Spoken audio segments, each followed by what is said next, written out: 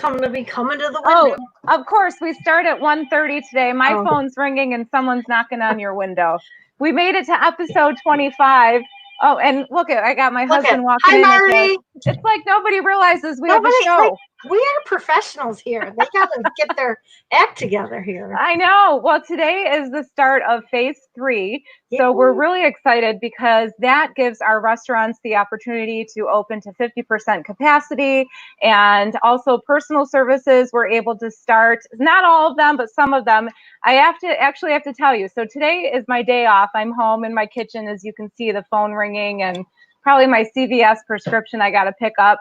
My husband's walking in, but today I treated myself and I went to our member Kelly's Beauty Bar in Youngstown, New York. She was able to open today, and I don't know if you can see, but I got my eyelashes curled and tinted. Can you see them? Yeah, I can see them. No makeup on, but I got them curled and tinted. So that's all right. Did a great job. You had to wear your mask the entire time. That she's not able to do facials. You know, I asked her when she's able to. Hopefully she will in phase 4, but at least she's able to do things like, you know, things that I treat myself with my eyelashes. It's like a perm for your eyelashes. Didn't it feel good? I just like somebody else taking care of me and, you know, doing something to make me look a little bit better, I'll tell you. But she had all the things, you know, laid out. Everything is sanitized and clean. You have to wear your mask the entire time. That's one of the reasons why she can't do a facial, is because they have to figure out those protocols right now. But I do know a lot of our personal service type members like that, tattoo parlors and estheticians and nails, you know. Today is the day. So we are going to look great next week. I hope so. We are. I still haven't had a chance to get my hair done yet, so it's growing in uneven, and you can see some things need to be taken care of. But little by little, today I felt like a real person today. That was my treat. So it was great. The other thing is I still have a need for our give or take table out front. Over the weekend, we were pretty much depleted. I came in Monday morning. There was hardly anything left. Luckily, we have funds from people who've donated and have been able to replenish that. But my goodness, we went and looked over the video webcams over the weekend just to see the amount of people coming, and we still have a need for that table. So if you get a chance, stop by. I know canned goods are still something that we need. Peanut butter. Jane from Jane's Express on Monday came and brought me, I think, 10 bags full of items. So we're really thankful for people who do that. Why do you have my painting there in your background from my office? Times are getting tough here at the chamber, and I'm running out of props. No, I ran home to let Frank out for lunch, and I saw Susie Reinhardt. I passed her riding her bike. She said she was out getting some exercise. So it made me think of the picture. So you went upstairs and grabbed it off the wall from my office that I haven't been in since September, because now I've plopped myself down downstairs office. So, it looks good. Yeah, slim pickings right now. All right, we'll have to find somewhere. Well, we're glad everyone joined us. We're at episode 25 now. I can't believe we've made it to 25. And we have brought in, there he is, there's Mike Filicetti. Hey. We brought him in like the 10 seconds before we started. And I said, I got to bring you in and bring you back out. So we already got a comment. I don't know if it's because I brought you into the screen or because of my eyelashes I was talking, but my cousin Trisha Strinkowski-Lipa says beautiful. Whether that's towards you, Mike, or me, I don't know. I don't want to take credit for that. I did not get my eyelashes done today.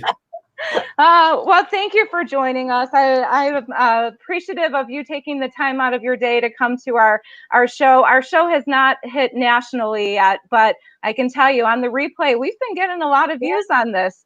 People like to see what's going on in our region, and I know that you've been very, very busy over the past couple weeks in Niagara County, especially with the climate of things that have been going on the past few weeks. Why don't you tell us what the Sheriff's Department has been, busy doing and keeping us safe and doing over the past couple weeks?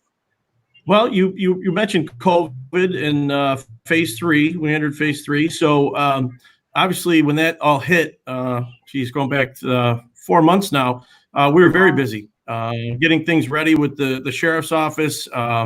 making sure that our staff had PPE, making sure that we were doing screenings of our employees.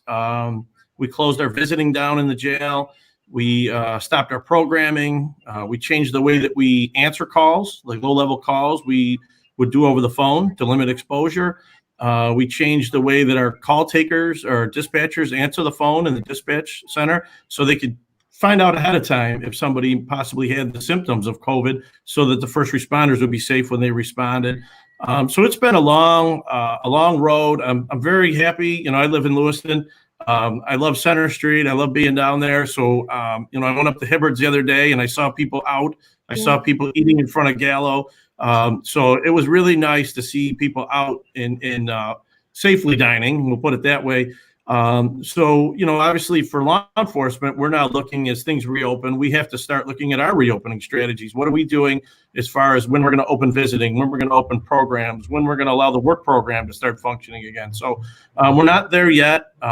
We've done a really good job, I think, of keeping COVID out of our correctional facility. So I want to keep it that way. So we're going to obviously err on the side of caution. And then 2020 for all of us has been a really interesting year. So, we had 4 separate protests here in the county, and they were all peaceful. And I guess I would say that I'm very happy that they were, but we prepared as if they were not going to be. We saw what was going on in other parts of the country. We saw what was going on in Erie County. So we planned with all of our partner agencies, whatever city it was in. And when I say partner agencies, every law enforcement agency in this county participated in those protests to keep everybody safe, including the protesters. So it went very well. I think now, though, that the protests have somewhat waned. Now's the time for us to sit down and have conversations with people to figure out how we can move forward from this. So, keeping the protests at bay are one thing and making sure everybody's safe, but we need to move forward and we need to meet with community leaders and elected officials and, the ministerial council, for example, in Niagara Falls, the peacemakers. Let's sit down and have some real conversations about how we can prevent this from happening again. Definitely. So and we've been very busy. Yeah, you've had your work cut out for you over the past couple weeks, and you just said that the different leaderships have to come together, and you've worked with numerous departments to make things happen for the positive. And I think it's been great because Niagara Falls, where a lot of most of the peaceful protests have been happening in the country, you helped put Niagara Falls on the map in that aspect, and that everything was peaceful. And the leadership was just very, very evident there, and that everyone was working together. So, congratulations on that. And I know, that takes a lot to be able to make sure everyone's working together and standing up for what they believe in, but understanding that there's a mutual respect there. Oh, absolutely. And, it's a credit to all the police, and certainly the peacemakers and the protesters. If you don't have outside agitators coming in from other areas, genuinely, I think the people who were there were the ones that cared about their community. You don't damage your own community or loot or riot or burn it down. And they were there for their cause. And certainly we understood that and we wanted to work with them. Yeah, definitely. Well, I know that our businesses have had to do new protocols for things that have taken place over the past couple months with COVID, and our organization has. And as you had said just a few minutes ago, that we don't think about it, but all of the protocols and things that you've had to put into place and into consideration for everything that you do, it just keeps on going and going and going. How was that carried out? How was the planning process for COVID for your department? Everything is so new. Did you have something in place that you were able to go off of, or did you create new things to adhere to? Everything was pretty much ground zero. It came from scratch. We've never really dealt with a pandemic, of this nature. So we looked at all the areas we could to limit exposure, and having inmates going out of the jail, having visitors come into the jail, having program people come into the jail. And you have to balance that with, what the rights and expectations of the inmates are or the community. And I think we did that. And I think we did that to keep our patrol people safe. It was a lot of planning. I will tell you, when it first started, it was daily conference calls with everybody you can think of. And then also, just internal planning and meeting with my administrative team every day and making sure that we were doing everything we possibly could to limit our exposure, keep the staff safe, keep our inmates safe, and let the public know what we were doing so they knew what to expect.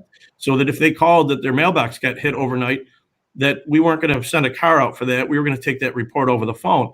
And the best part was, in my daily calls with the police chiefs, everybody was in lockstep. And that was really important, that if you lived in the town of Lewiston and Chief Private is your chief, that he was doing the same thing as the chief in the city of Lockport was doing. Mm-hmm. So it was really important that we all did the same thing, so that people weren't saying, well, geez, they're still taking calls in person in the city of Lockport. Why are you taking them over the phone in Lewiston? But everybody came together. And that's really, those calls were helpful for all of us, because we were saying, well, what about this? What are you guys doing with this? What do you think about that? How do you want to handle the pause complaints? How do you want to handle, as they're distributed? Do you want us to, the county was the hub for those the pause complaints. So we were putting those out to the other agencies. So if they were in Lewiston, we'd send them to Chief Private and he could address those complaints. So we had to really, really work together across the entire county to have this. And it wasn't just the city, towns, and village chiefs. We had federal partners on those calls, state partners. So it really, truly was a team effort. And I think the public expects, when something like this happens, that you rise to the occasion and take care of business. Definitely. Well, you definitely did. And I know that we have been on weekly calls with Chief Previtt, our town of Lewiston Police Department. Every Monday we have a 10 o'clock phone call. And, it's just, you don't realize how much communication is important until you have things like this that you deal with, from worldwide pandemics that we've never dealt with before, to, peaceful protests. And so we appreciate everything that you do. Thank you for joining us today. We haven't made it national with this show yet, but we get enough viewers where we get a couple comments in here and there. Streamline Digital wanted to say Mike is beautiful too, and Trisha said that she was referring to both of us. Beautiful. She put beautiful both of us. Now you do live in. You do live in Lewiston. You mentioned a few places that you've been to or noticed. What is your favorite thing about living in Lewiston? What can you tell us and share with us that you just love about our cute little village? You know what it is? I'm born and raised in Lewiston. I've never left. I live in the town right outside of the village. So my wife and I just love it that we go down to our favorite place, and everybody, and everybody's friendly, and it's, I don't want to keep mentioning business names, because if I leave somebody out, I'll get grief for it. So, but we like going down there, and it's just nice. You walk in and everybody, and everybody's just friendly. It's a great business atmosphere, and I see the businesses helping each other out, and that's really important. With everything that happened at BBC, which was tragic, I see other businesses stepping up to help them, and I just it's a great community. It is a community of neighbors. Everybody does help each other out. Everybody does know each other. I tell my daughters, I have 4 daughters, 2 of them are teenagers, and I say, you cannot get into any trouble because everybody knows who you are. Everybody does. Oh, yeah. I said, if they don't know who you are, they know who I am, and they know who your dad is. So you better behave. And luckily, I have good girls who do that. But you're right. Everyone knows everyone, and everyone helps everyone too. So that's that's part of our region, and we love it. Absolutely. Well, and you guys do a great job promoting the area. So kudos to you as well. Thank you. In a month, when we're picked up nationally and we have to move from the area, we'll remember you on this show. Well, thank you. I hope I helped in some way.